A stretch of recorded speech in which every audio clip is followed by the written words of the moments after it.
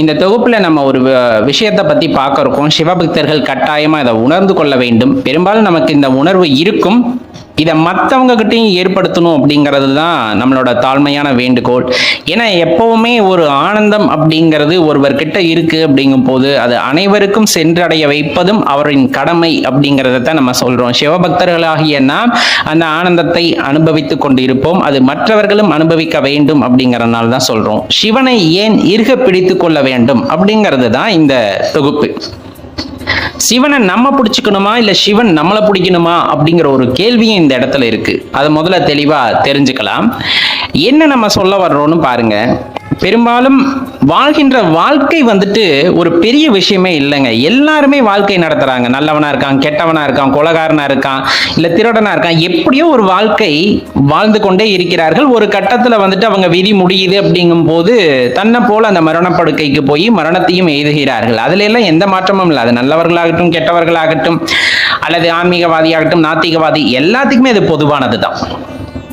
அந்த மரணத்திற்கு பிறகு ஒரு வாழ்க்கை இருக்கிறது, அதை அறிந்திருக்கிறோமா அப்படிங்கிறது தான் இப்போ ஒரு பெரிய கேள்வி நமக்கு முன்னாடி எழுது. மரணத்திற்கு பின்னாடி வாழ்க்கையா அப்படின்னு பெரும்பாலும் நம்ம புராணங்கள்ல சொல்லப்படுறது, நம்ம பெரியவர்கள் நமக்கு உரைத்தது எல்லாமே பார்த்தீங்கன்னா, இந்த உடலை விட்டு இந்த ஆன்மா வெளியேறிடுது. அதாவது உடல் மட்டும்தான் அழிவுக்கு உட்பட்டது, ஆன்மா கிடையாது. அதாவது அந்த உயிர் வந்து அழிவுக்கு உட்பட்டது கிடையாது அப்படின்னு உங்களுக்கு எல்லாத்துக்குமே நல்லா தெரிஞ்சிருக்கும்.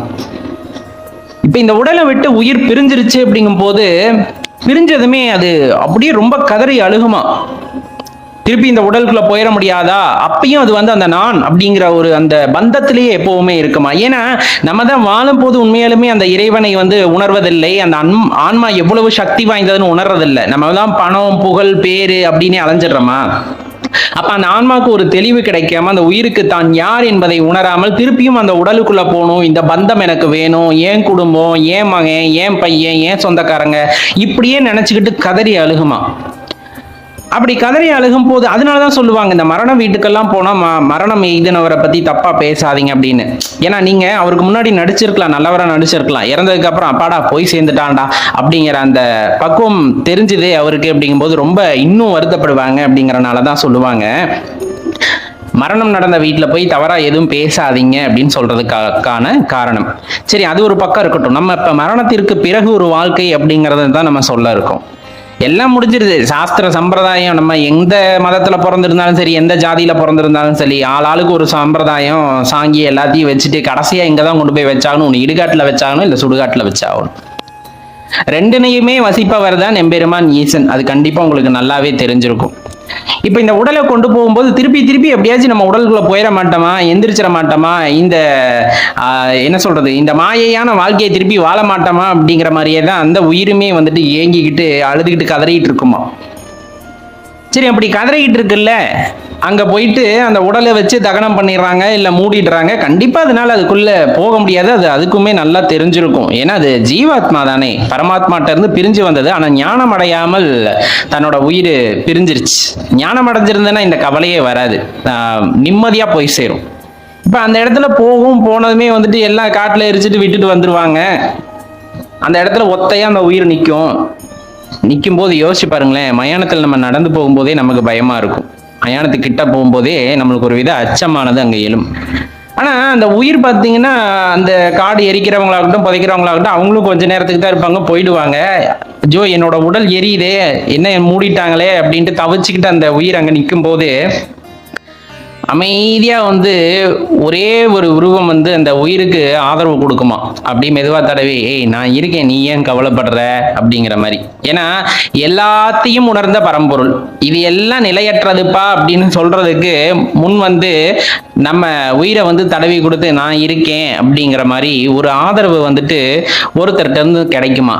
அது யாரு அப்படின்னா அது சிவபெருமான். நீ திக்கற்று போய் நிற்கும் போது உனக்கு ஆதரவாய் வரக்கூடியது அவர் ஒருவர் தான் அப்படிங்கிறத இந்த இடத்துல நம்ம நல்லா புரிஞ்சுக்கணும். இதுதான் மரணத்திற்கு பின் நமக்கு ஏற்படக்கூடிய வாழ்க்கை. இது எப்படி அமையும் அப்படிங்கிறத தான் நம்ம இப்ப பார்க்க இருக்கோம். இப்ப உலக பந்தத்துல நீங்க ஈடுபட்டுட்டீங்க அப்படிங்கும் போது, உலக பந்தம்னா என்ன, ஆசா பாசங்கள், செல்வம் மட்டும்தான் உலகம், இங்க இருக்கிறது தான் சந்தோஷம்னு நினைச்சு நீங்க அதுக்குள்ள அடிமையாயிட்டீங்க, மாயைக்கு உட்பட்டு விட்டீங்க. எது மாயைன்னு உங்களால பிரிச்சு பார்க்க முடியாத நிலைமையிலேயே நம்ம உயிர் போயிடுது அப்படிங்கும் போது கடைசி வரணும் உங்க சொந்தம், குழந்தை, குட்டி அப்படிங்கிறத தான் பார்த்துட்டு இருப்போம். இன்னும் சொல்ல போனா நம்ம சிவ வழிபாட்டுல இருந்தாலும் நம்மை உணராமல் நம் உயிர் பிரிந்து விட்டால் அதுதான் நிலை. என்னோட அம்மா, என்னோட அப்பா, என்னோட அக்கா, என்னோட தங்கச்சி, எனது மனைவி இப்படிங்கிற ஒரு எண்ணத்திலேயே நம்ம வாழ்ந்துட்டோம் அப்படிங்கும் போது கட்டாயமா நமக்கும் அதே நிலைதான். அங்க போனாலும் நம்ம உயிர் நம்ம உடம்புக்குள்ள திரும்பி போகாதா அப்படிங்கிற அந்த எண்ணம் தான் தொடர்ந்து இருந்து கொண்டே இருக்குமாம். அப்போது சிவபெருமானை பார்த்தாலும் என்னை எப்படியாச்சும் இந்த உடலுக்குள்ள அனுப்பிச்சிருங்களேன் அப்படிங்கிற அந்த வேண்டுகோள் தான் இருக்குமா. ஆனா அது எப்பவுமே இயற்கைக்கு எதிரான நியதி. அதை எம்பெருமான் செய்ய மாட்டார், உங்களுக்குமே நல்லா தெரியும். அப்பயுமே அவர்கிட்ட போயிட்டு அவரை உணராம வந்திருப்பது ஈசன் என்று தெரிந்தும் அவரிடமும் இதே மாதிரி கோரிக்கையை வைத்து கொண்டிருக்கும் போது கட்டாயமா அவர் உங்க ஆசையை நிறைவேற்றி வைப்பார். எப்படின்னா மறுபிறவியை கொடுத்து, திருப்பியும் மறுபிறவியை கொடுத்து போய் அனுபவின்னு அனுப்பிச்சு வைக்க வேண்டியதுதான். ஏன்னா எப்பவுமே பக்தர்களோட அல்லது அந்த ஆத்மாவோட ஆசையை அவங்க எப்பவுமே நிராகரிச்சது கிடையாது. ஏன்னா அவர் எல்லாம் அல்ல பரம்பொருள் அல்லவா, நீங்கள் கேட்பதை கண்டிப்பா கொடுத்துருவார். ஆனா அந்த பிறவியில நடக்காது, மீண்டும் ஒரு பிறவியை கொடுத்து விடுவார். அதே போல ஒரு பந்தத்தை உங்களுக்கு ஏற்படுத்தி தந்து திரும்பவும் புரிஞ்சிக்கேண்டா அப்படின்ட்டு தான் ஒரு உலகத்துக்கு திருப்பி அனுப்புறாரு.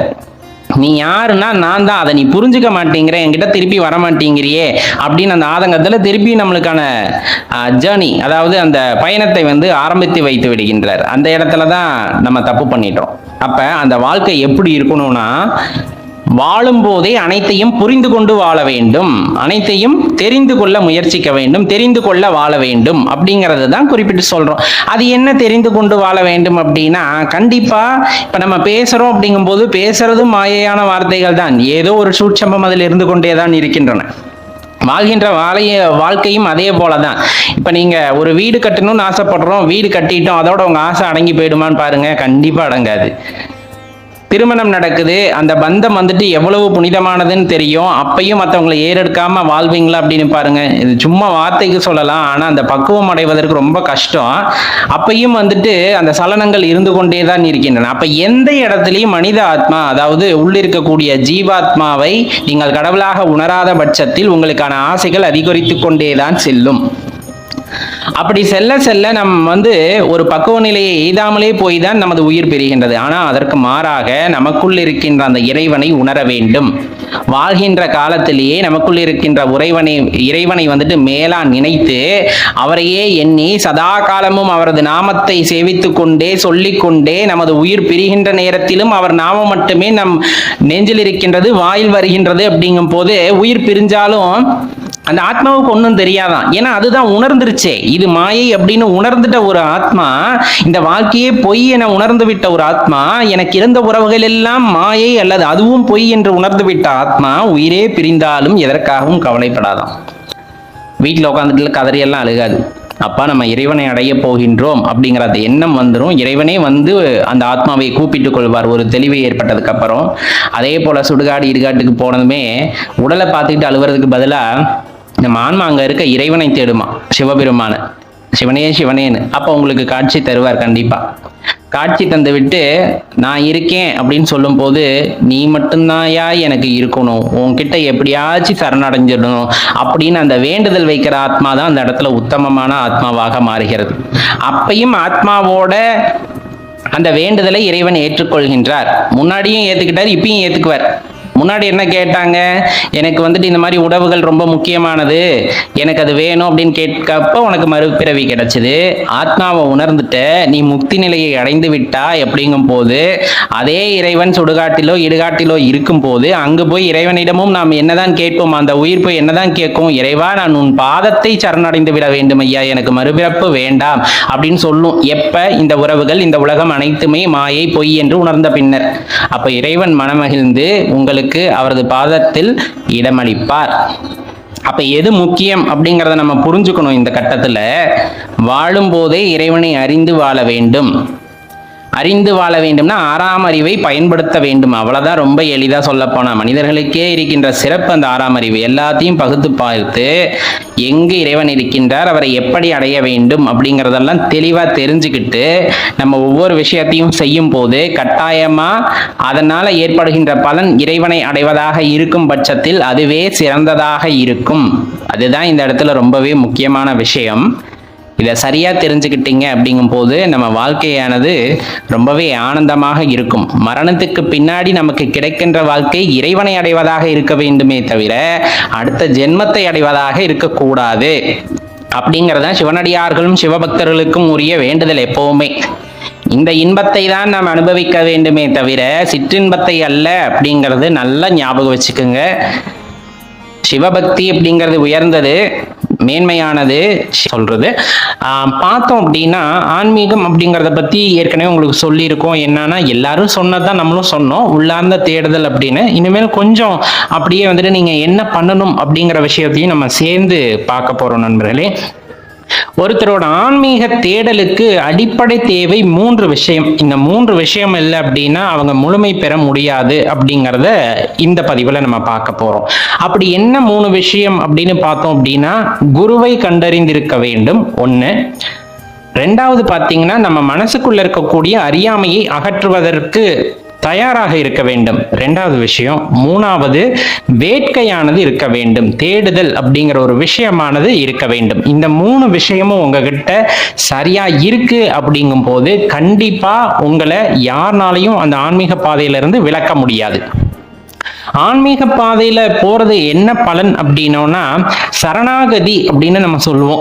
எல்லாமே இறைவன் தான் அப்படின்ட்டு சில மகான்களை நீங்க பார்த்திருப்பீங்க. அவங்கெல்லாம் பார்த்தா உலக வாழ்க்கையில ஈடுபடுற மாதிரியே இருக்கும். இப்ப நம்ம ரமண மகரிஷி எடுத்துக்குங்க, சமீப காலங்கள்ல வாழ்ந்தவங்க. மாயம்மா சித்தர்னு சொல்லுவாங்க இவங்கெல்லாம் பார்த்தா உலக வாழ்க்கையில ஈடுபடுற மாதிரி இருக்கும். ஆனா அவங்க எதையும் பெருசா கண்டுக்க மாட்டாங்க, எல்லாத்தையும் வெளி தோற்றமா தான் பார்த்தாங்களே தவிர எதுவும் தன்னை பாதிக்கும் அளவுல அவங்க வைத்து கொண்டதே கிடையாது. அதுதான் அந்த உண்மையான ஆன்மீகம் அப்படிங்கிறது. நம்ம என்ன நினைச்சுட்டு இருக்கோம், காவி அணிந்து கொள்ள வேண்டும், சந்நியாசம் போயிடணும், இது மட்டும்தான் ஆன்மீகம். கிடையவே கிடையாது. உலக வாழ்க்கையில் ஈடுபட்டிருந்தாலும் தான் யார் என்பதை தெளிவாக உணர்ந்த ஒருவர் உலகத்தில் நடைபெறக்கூடிய எல்லா நிகழ்வுகளிலும் கலந்து கொண்டாலும் அதிலிருந்து தனித்திருப்பார் அப்படிங்கிறது தான் ரொம்ப உண்மை. இந்த ஸ்டேட்மெண்ட்டை நீங்க திருப்பியும் கேட்டா மட்டும்தான் உங்களுக்கு புரியும். உலக நடவடிக்கைகளில் ஒருவர் ஈடுபட்டாலும் தன்னை அறிந்த ஒருவர் அந்த நிகழ்வுகளிலிருந்து தன்னை வேறுபடுத்தி கொண்டுதான் இருப்பார். அந்த நிகழ்வுகளை வெறும் படமாக மட்டுமே பார்ப்பார், தனக்கு சம்பந்தம் இல்லாத ஒன்றாக மட்டுமே பார்ப்பார். ரொம்ப உண்மையான விஷயம். இதை ஆழ்ந்து புரிஞ்சுக்கிட்டீங்கன்னா உங்களுக்கு அர்த்தம் புரிஞ்சிடும். சரி, இப்ப என்ன அப்படின்னா நம்ம அந்த சொன்ன 3 விஷயம் ஏன் தேவை அப்படிங்கறது தான் பார்க்க இருக்கோம். முதல்ல சரியான குரு கிடைக்க வேண்டும். அதாவது குரு கிடைக்கிறதுங்கிறது வேறங்க. அதாவது இப்ப நிறைய டீச்சர்ஸ் இருக்காங்க, நம்மளும் ஸ்கூல்ல நிறைய டீச்சர்ஸ்ட படிச்சிருப்போம். சில டீச்சரை ரொம்ப பிடிக்கும், சில டீச்சரை பிடிக்கவே பிடிக்காது. சில பேரை பார்த்தா சரி அப்படின்ட்டு போவோம். இதுல எந்த டீச்சர் எனக்கு தேவையானதை கொடுத்தாங்களோ அவங்கள நான் நல்ல டீச்சர் அப்படின்னு நான் நினைச்சுக்கிறேன். அவ்வளவுதான். ரொம்ப முக்கியமா சொல்ல வேண்டும். அதற்காக நமக்கு பிடிக்காத டீச்சர் சரியான டீச்சர் இல்லைன்னு சொல்லிட முடியுமானா கிடையவே கிடையாது. அந்த டீச்சரை வேற 4 பேத்துக்கு பிடிச்சிருக்கும், அவங்க கிட்ட அந்த ஈர்ப்பானது இருந்திருக்கும். அப்ப சரியான வகையில் ஒரு குருவை தேர்ந்தெடுத்தல் அப்படிங்கிறது என்னன்னா, கண்டிப்பா ஆன்மீகத்துல உண்மையை உணர்ந்த ஒருவர், அதாவது ஏட்டளவுல மட்டும் எல்லாத்தையும் படித்து நமக்கு சொல்பவராக இல்லாமல் அவரதின் அனுபவத்தின் வாயிலாக நமக்கு வழிகாட்டுகின்ற சத்குரு கிடைக்கும் பட்சத்துல தான் கண்டிப்பா நம்மளோட ஆன்மீக பாதையான வெற்றி பாதையாக அமையும். அதாவது இந்த ஜென்மத்திலேயே நம்ம பிறவில்லா நிலையை அடைந்து விடலாம் அந்த குருவோட வழிகாட்டுதல் இருந்தா. அதனாலதான் நம்ம சொல்றது பார்த்தீங்கன்னா, சரியான குரு அவரோட அனுபவத்திலிருந்து நமக்கு வழிகாட்டுபவராக இருக்கும் பட்சத்தில் அது நல்ல முறையில் நம்ம ஆன்மீக பாதையானது இருக்கும். இரண்டாவது, அறியாமையை அகற்ற வேண்டும் அப்படிங்கிறது. அறியாமை அப்படிங்கிறது நமக்கு அறிவு இருந்தும் எதெல்லாம் நடக்குதோ அதுக்கும் தனக்கும் சம்பந்தம் இருக்கிறதாவே நினைச்சுக்கிறது தான் இந்த இடத்துல அறியாமை. எந்த ஒரு நிகழ்வுக்கும் நமக்கும் சம்பந்தமே கிடையாது. இந்த உடலானது அதில் ஈடுபடுகிறது என்றால் நமது அறியாமையின் காரணமாகத்தான் அப்படிங்கிறத நல்லா தெரிஞ்சுக்குங்க. ஒரு சண்டை வருது, ஒரு இடத்துல உங்களை புகழ்ந்து பேசுறாங்க, ஒரு இடத்துல உங்களை கோபப்படுத்துறாங்க, இதுல எதுவுமே உங்களுக்கு சம்பந்தம் இல்லை அப்படிங்கிற அந்த விஷயம் வந்துட்டு தெளிவா இருக்கணும். அதுக்கும் எனக்கும் பெரிய சம்பந்தம் இருக்கு அப்படின்னு நினைச்சீங்கன்னா அதுதான் இருக்கிறதுலயே பெரிய அறியாமை. அறியாமைனா என்ன சொல்றது? ஒரு விஷயத்தை அறியாமல் இருப்பது, தெளிந்து கொள்ளாமல் இருப்பது அப்படின்னு சொல்லக்கூடியது. அப்ப அறியாமையிலிருந்து நீங்கள் விடுபட வேண்டும் என்றால் பல கேள்விகளை உங்களுக்குள் கேட்க வேண்டும். அந்த கேள்விகளுக்கான விடையை உங்களுக்குள்ளே தேட வேண்டும். அது ரொம்ப முக்கியமான விஷயம். அப்ப நம்மளுக்கு இருக்க அந்த 6வது அறிவை பயன்படுத்தி இந்த நிகழ்வுக்கும் எனக்கும் என்ன சம்பந்தம் அப்படின்னு கேள்வி கேட்கக்கூடிய திறனை வளர்த்து கொள்ள வேண்டும். அதுதான் அறியாமையிலிருந்து விடுபட முயற்சி செய்தல் அப்படின்னு சொல்றது. இது 2வது முக்கியமான விஷயம். 3வது வேட்கை, அதாவது தேடுதல் வேட்கை. இப்ப அறியாமை அகன்றால் தான் நமக்கு சில விஷயங்கள் புரிய வரும். அதன் பின்னர் நம்ம தேட வேண்டும். என்னத்தை தேட போறோம்? நமக்குள்ள என்ன இருக்கு, உண்மையாலுமே நான் அப்படிங்கிற விஷயம் என்ன அப்படிங்கிறத பத்தி தேடுதல் இருக்கணும். இப்ப நம்ம தேடும் போது பல குழப்பங்கள் நமக்குள் எழும். அந்த குழப்பங்களுக்கெல்லாம் விடை கிடைக்க வேண்டும் என்றால் நமக்கு சத்குரு தேவை. அதாவது தனது அனுபவத்தின் வாயிலாக இறைவனை அறிந்தவர் நமக்கு குருவாக இருக்க வேண்டும். அப்படிங்கிறது தான் ரொம்பவே உண்மையான விஷயம். அப்படி பார்க்கும்போது இந்த 3 விஷயம் ஒருவருக்கு அமைந்து விட்டால் அவருக்கு பிறப்பில்லா நிலைமை அப்படிங்கிறது அவர்களோட சீரிய முயற்சியால் கிடைக்க பெறும் அப்படின்னு குறிப்பிடப்படுது.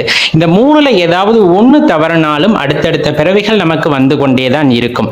இப்ப உண்மையான எனக்கு வழிகாட்டக்கூடிய குரு கிடைக்க வேண்டும் அப்படின்னு நீங்க மனசுல நினைச்சிட்டீங்கன்னா செய்ய வேண்டியது ஒரே ஒரு விஷயம்தான்.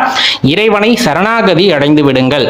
அவரோட நாமங்களை தொடர்ந்து பூஜித்து கொண்டே இருப்பதன் மூலமாக சரியான குருவை உங்களுக்கு அவர் அடையாளம் காட்டுவார். அதன் பின் உங்களுக்கு அறியாமையை போக்கக்கூடிய வழியை சத்குருவே உங்களுக்கு காமிப்பார். அதன் பின்னால் நீங்கள் தேடுதலில் ஈடுபட்டு நீங்கள் யார் என்பதை உணர்ந்து கொள்ளலாம். இதுதாங்க ஆன்மீகத்தில் இருக்கக்கூடிய பெரிய விஷயம். இந்த 3 விஷயமும் உங்களுக்கு வந்துட்டு கைகூடி வந்துருச்சுன்னா கட்டாயமா ஆன்மீகத்தில் ஒரு பெரிய இடத்தை அடைய போவது நீங்களாக இருப்பீர்கள் என்று நம்மால் உறுதியா சொல்ல முடியும். நண்பர்களே, உங்கள் தேடுதலை தொடங்குங்கள். உங்களுக்கு எந்த வயதாக இருந்தாலும் சரி, எனக்கு 15 வயசு தான் ஆகுது, எனக்கு 30 வயசு தான் ஆகுது, நான் ஆன்மீகத்தில் ஈடுபட முடியுமா? கண்டிப்பா நீங்க ஈடுபட்டீங்கன்னா நீங்க யாருன்னு தெரிஞ்சுக்கிட்டீங்கன்னா அதுக்கப்புறம் உங்களோட வாழ்க்கை ரொம்ப இனிமையா இருக்கும். அதற்காக இந்த உலக வாழ்க்கையிலிருந்து நான் விடுபட வேண்டுமா அப்படின்னா கட்டாயமா கிடையாது. உங்களை உணர்ந்த பின்னர் இன்னும் வாழ்க்கை இனிமையாக இருக்கும் அப்படிங்கிறதான் நம்ம இந்த நேரத்தில் சொல்லிக்க வேண்டியது இருக்கிறது. நண்பர்களே, எல்லோரும் ஆன்மீக பாதையில் திரும்பிவிட்டால் இந்த உலகத்தில் போட்டி பொறாமைகள் இருக்காது, வஞ்சகங்கள் இருக்காது, ஏமாற்றங்கள் இருக்காது, துக்கம் என்பதே இருக்காது. அப்படிங்கிறதுனால தான் நம்ம முன்னோர்கள் அன்னையிலிருந்து இன்னும் வரலும் ஆன்மீக பாதையில் செல்வது மிகவும் உத்தமம் அப்படின்னு குறிப்பிட்டு கொண்டிருக்கிறார்கள். அவர்களை அடையாளப்படுத்தி கொள்ள வேண்டும் என்று நினைத்தால் அவர்களின் நெத்தையும் கழுத்தையும் பார்த்தாலே போதுமானது அப்படிங்கிறது எல்லாத்துக்குமே தெரிஞ்ச ஒரு விஷயம்தான். இப்ப சிவபக்தர்களாகிய நாம் எப்படி இருக்க வேண்டும், நமது கடமைகளை எவ்வாறு செய்ய வேண்டும் அப்படிங்கிறத வந்துட்டு கொஞ்சம் விளக்கமாவே பார்க்கலாம்.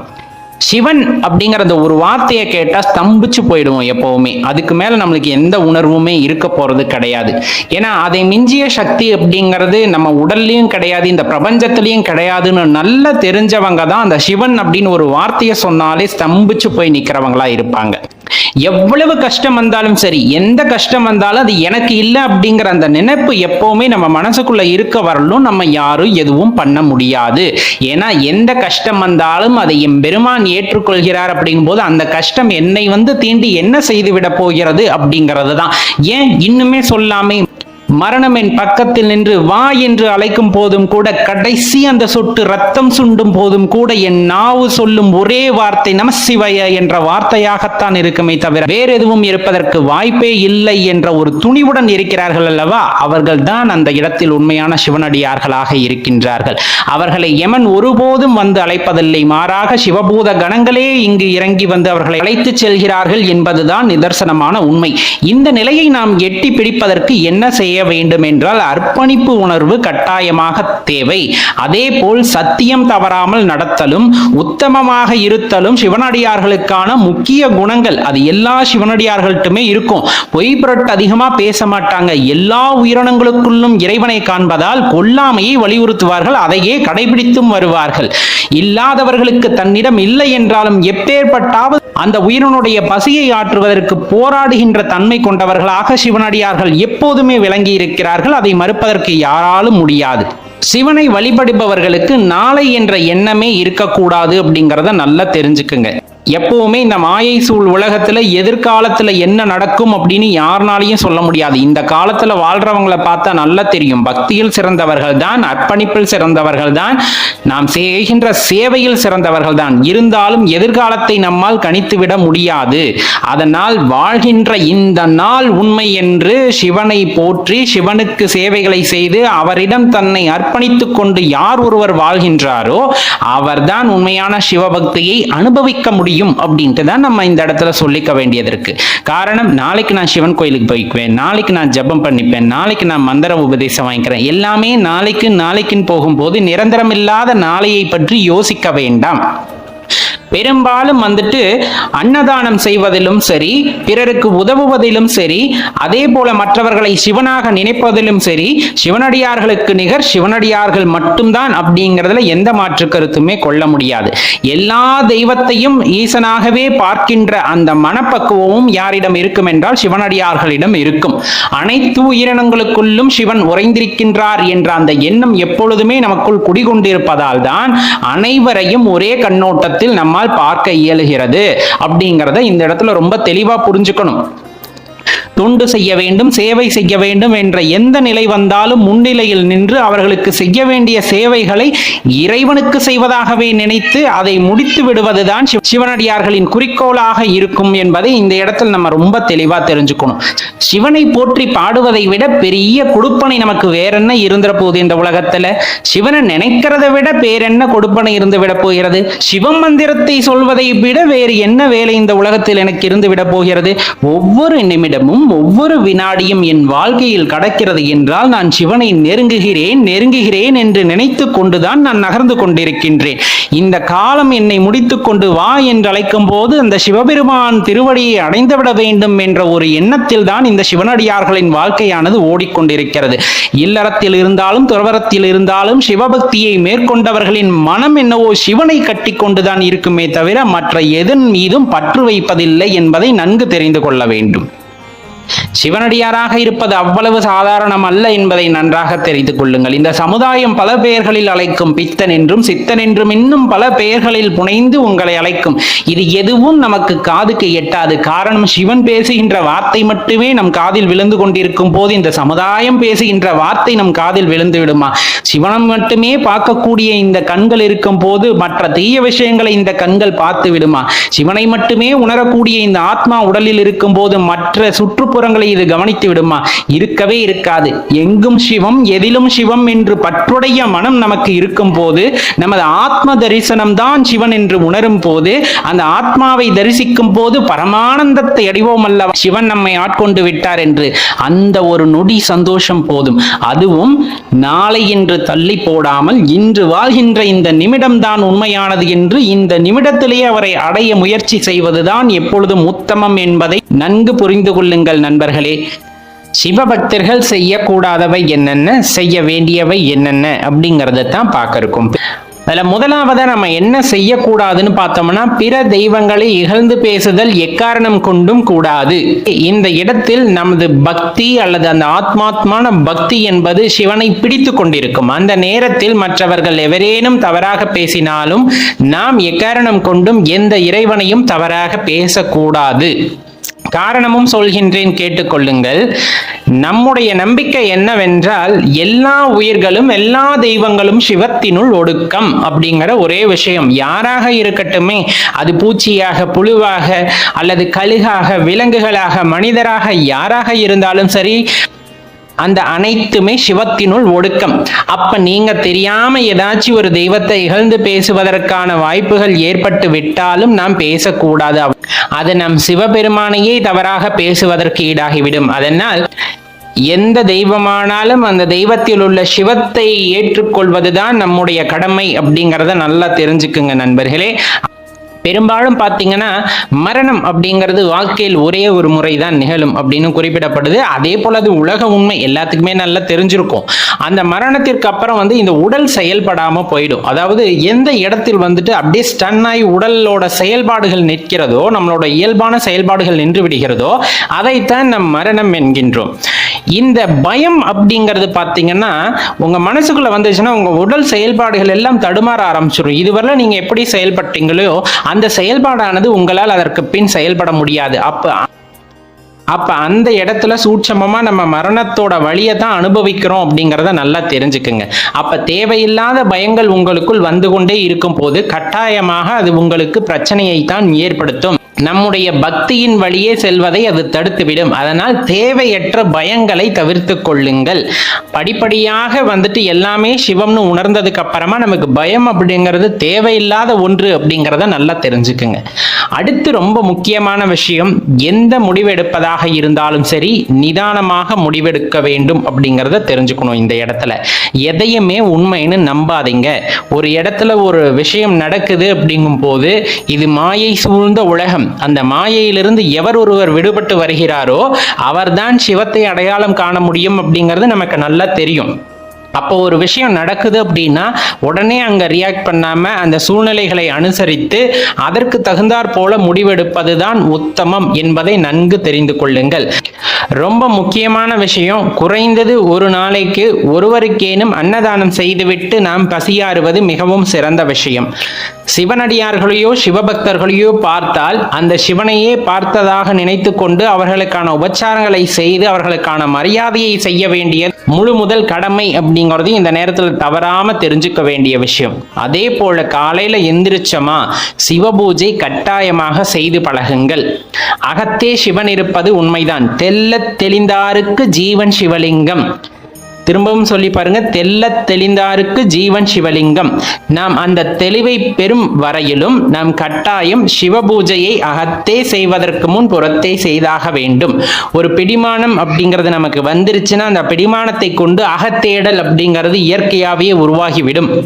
அது வரையிலும் கட்டாயமாக நாம் புறத்தே செய்யக்கூடிய சிவபூஜைகளை அந்த முறையறிந்து செய்து வருவது மிகவும் உத்தமமான விஷயம் அப்படிங்கிறத இந்த நேரத்தில் மறந்துடக்கூடாது நண்பர்களே. முடிந்த அளவுக்கு புண்ணியங்களை செய்து சேர்த்து கொள்ளுங்கள். புண்ணியங்கள் அடுத்த பிறவிக்கு வழிவகுக்கும், இல்லைன்னா நான் சொல்லல. ஆனா புண்ணியங்களை தொடர்ந்து செய்து கொண்டு போகும்போது உங்கள் கர்மாக்கள் கழிந்து ஒரு நேர கட்டத்தில் இறைவனை அறியக்கூடிய சந்தர்ப்பத்தை உங்களுக்கு வழங்குவார்கள். அந்த இறைவனை அறிந்து விட்டால் அந்த இறைவனோடு இரண்டர கலந்து விடுவதற்கும் நமக்கு வாய்ப்புகள் அந்த இடத்தில் கிடைக்கும். அப்போது நமது புண்ணியங்கள் யாவும் நிவர்த்தியாய் நாம் இறைவனோடு இரண்டர கலந்து விடுவோம், நம் பிறவிகளும் அறுக்கப்பட்டு விடும். அதனால தான் நம்ம சொல்றது, முடிஞ்ச அளவுக்கு புண்ணியங்களை செய்யுங்கள். ஏழை எளியவர்களுக்காகட்டும், சிவபக்தர்களுக்காகட்டும், அல்லது உங்களுக்கு யார் கஷ்டப்படுறாங்கன்னு தெரியுதோ அவங்களுக்கு முன் சென்று உதவுங்கள். இது போல நாம் செயல்பட்டோமே ஆனால் நல்ல முறையில் நமக்கு இறைவனை அடையக்கூடிய வாய்ப்பானது கிடைக்கும் அப்படிங்கிறத மறந்துட வேண்டாம். அதே போல எப்பையெல்லாம் உங்களுக்கு நேரம் கிடைக்கின்றதோ அந்த நேரங்களில் எல்லாம் சிவமந்திரத்தை உச்சரித்து கொண்டே இருப்பது, மனதில் உச்சரித்து கொண்டே இருப்பது ரொம்பவே உத்தமமான விஷயம் நண்பர்களே. பொன் பொருள் இது போன்ற சுகபோகங்களுக்கு ஆசைப்படாமல் முடிந்த அளவு நாம் வழியை சரியாக தேர்வு செய்து கொள்ளும் போது நமக்கு எந்த பிரச்சனையும் ஏற்பட போவதில்லை. நமக்கான வழி சரியாக பிறக்கும் அப்படிங்கிறத நல்லா தெரிஞ்சுக்கணும். எப்பவுமே நெற்று நிறைய விபூதி இருக்கணும். அப்பதான் மீண்டும் மீண்டும் அது நமக்கு ஞாபகப்படுத்தும் இந்த வாழ்க்கை என்பது வெறும் சாம்பல் தான் அப்படிங்கிற ஒரு விஷயத்தையும், அதே போல சிவன் அருளையும் அது நமக்கு பெற்றுத்தரும். கண்டிகை கட்டாயமா அணிந்திருப்போம், அதில் எந்த மாற்று கருத்தும் இல்லை. பிறர் மனது புண்படாமல் பேச வேண்டும், அது ரொம்பவே முக்கியமான விஷயம். இந்த அளவுக்கு பிற உயிர்களுக்கு பிரச்சனை ஏற்படுத்தாமல் உயிர்வதையை செய்யாமல் இருப்பது இன்னமும் சிறப்பை கொடுக்கும். ஆரம்ப காலகட்டத்தில் இறைவன் படைச்சப்ப பார்த்தீங்க அப்படின்னா எல்லா விலங்குகளும் எல்லாருமே ஒரே இடத்துல தான் இருந்தாங்க. வேட்டையாடி சாப்பிட்டது என்னமோ உண்மைதான். ஆனா மனிதனுக்கு ஆறாம் அறிவுன்னு ஒன்று இருக்கு.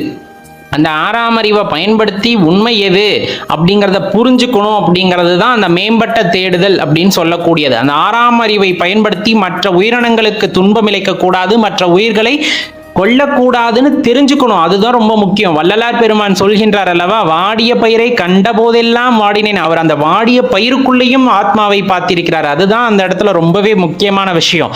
அதே போலதான் ஒரு மனிதன் தெய்வமாவதற்கு அவனது அறிவை அறிய வேண்டும். அதுதான் ரொம்ப முக்கியமா இந்த இடத்துல குறிப்பிடப்படுது. அதனால பிற உயிர்களுக்கு பிரச்சனைகளை ஏற்படுத்தக்கூடாது, கொல்லாமையை தான் வலியுறுத்துகின்றோம்.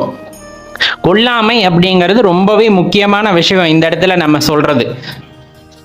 அதே போல் ஆலய பராமரிப்பு அப்படிங்கிறது ரொம்ப முக்கியம். இன்னைக்கு உங்களுக்கே நல்லா தெரிஞ்சிருக்கும் சிவன் கோவில்கள் இருக்கின்ற நிலைமை என்னவென்று. முடிந்த அளவிற்கு உளவார பணிகளை செய்து அந்த ஆலயத்தை நன்முறையில் பராமரிக்க வேண்டியதும் சிவபக்தர்களின் முதன்மையான கடமை அப்படிங்கிறத நல்லா தெரிஞ்சுக்குங்க. ஆலயத்தை எந்த அளவுக்கு பராமரிக்கிறீங்களோ அதே போல உங்கள் உடலை பராமரிப்பது ரொம்பவே முக்கியமான விஷயம்.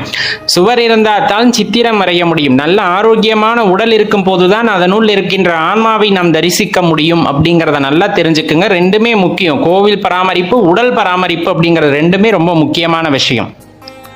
இது போல சில விஷயங்களை நம்ம முறையா கடைபிடித்து வருவது நமக்கு பெருவாழ்வு அளிக்கும் அப்படிங்கிறதுல எந்த மாற்று கருத்துமே இல்லை நண்பர்களே.